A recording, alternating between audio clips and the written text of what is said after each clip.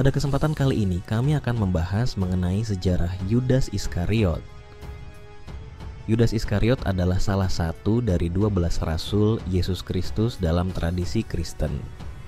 Nama Yudas Iskariot seringkali dikaitkan dengan pengkhianatan terhadap Yesus, tetapi mari kita lihat lebih detail mengenai latar belakang dan sejarahnya.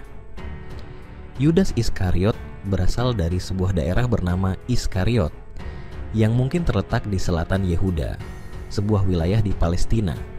Nama Iskariot bisa jadi menunjukkan asal-usulnya yang membedakannya dari rasul-rasul lainnya yang kebanyakan berasal dari Galilea.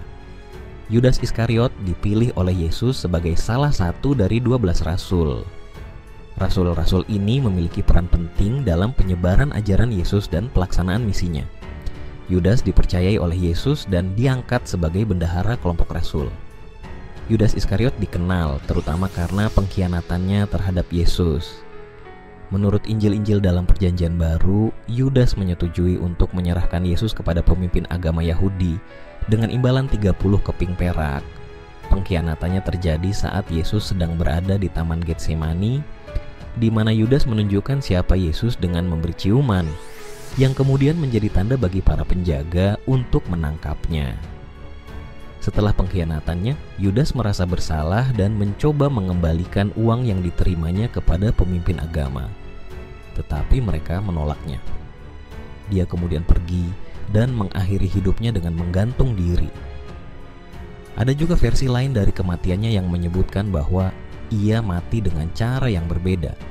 Seperti yang dijelaskan dalam kisah para rasul pengkhianatan Yudas, seringkali menjadi topik perdebatan dan interpretasi dalam sejarah teologi. Beberapa pandangan melihat Yudas sebagai sosok yang diperlukan untuk pemenuhan nubuat dan rencana ilahi, sementara yang lain melihatnya sebagai simbol dari pengkhianatan dan dosa. Ada juga teks-teks apokrif yang menampilkan Yudas dalam cahaya yang berbeda, seperti Injil Yudas, yang menggambarkannya sebagai sosok yang memiliki peran khusus dalam rencana keselamatan. Warisan Yudas Iskariot sangat kompleks. Di satu sisi, ia dikenal sebagai pengkhianat, tetapi di sisi lain, perannya dalam kisah penyaliban Yesus juga dianggap sebagai bagian dari rencana keselamatan yang lebih besar dalam teologi Kristen. Dia sering digambarkan dalam seni dan literatur sebagai simbol dari pengkhianatan dan kesalahan manusia. Sejarah Yudas Iskariot berfungsi sebagai pengingat yang kuat tentang kompleksitas manusia dan keberagaman motivasi dalam tindakan seseorang. Terima kasih sudah mengikuti video-video kami. Jangan lupa share, like, dan subscribe agar bisa selalu mengikuti update video dari kami.